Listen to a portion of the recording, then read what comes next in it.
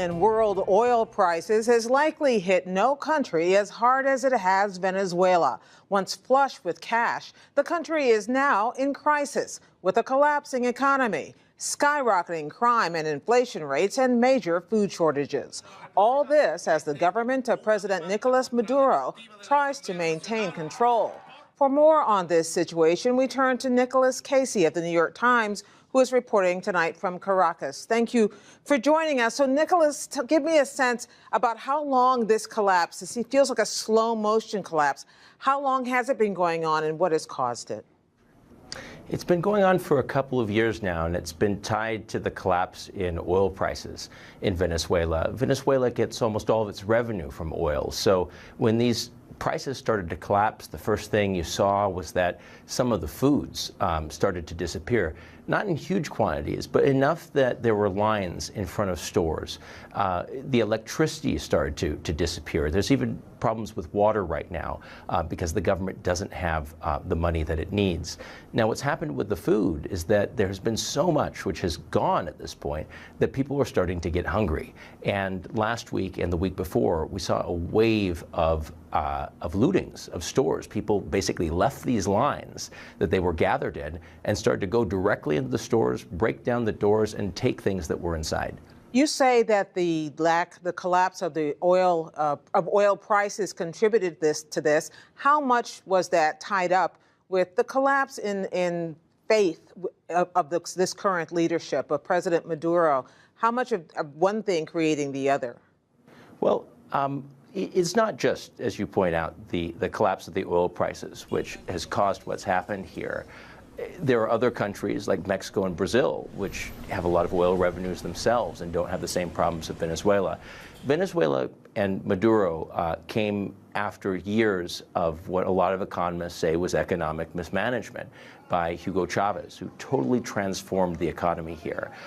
The government spent lots of money and didn't save much for a time when the price of oil wouldn't be as high as it was before. So now Venezuela finds itself in the position where it needs money. It doesn't produce a lot of food. It needs money to import food, and it doesn't have anything right now. So in the short term, it's the price of oil which has got us here.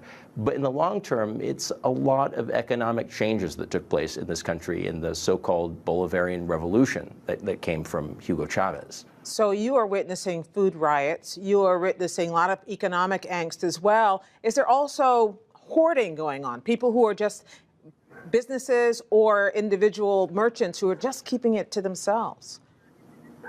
Well, that's one thing that the government is blaming on what's happening. Personally, as a reporter, I have not seen people been able to hoard large amounts of food because there's not a lot of food to find.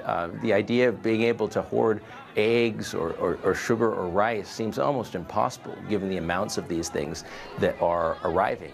And even on an individual level, there's a lot of people who would love to be able to have a stash for the event that they couldn't get anymore.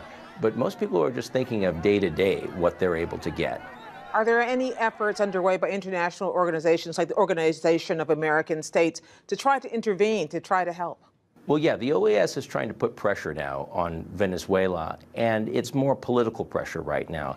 There is an effort underway to recall President Nicolas Maduro, largely because of all of these economic problems which the country is having. The government seems to be trying to slow the process down, or at least fight it. And what's happened now is that the Organization of American States is holding a special meeting this week to try to determine whether Venezuela is in violation of its democratic charter. Now, this could eventually result in Venezuela being kicked out of the OAS, which is kind of like a UN sort of body that is in the Western Hemisphere. This would be an embarrassment for Venezuela. But in terms of changing the situation with how much food is here, that doesn't get Venezuelans very far. They're not going to see suddenly there are eggs and rice on the shelves because of the political pressure that's going on against Venezuela from the international community. You wrote one of your stories that eggs used to be used for celebrations, but now an egg is like gold. Nicholas Casey of the New York Times, thank you for your reporting from Caracas. Thanks for having me.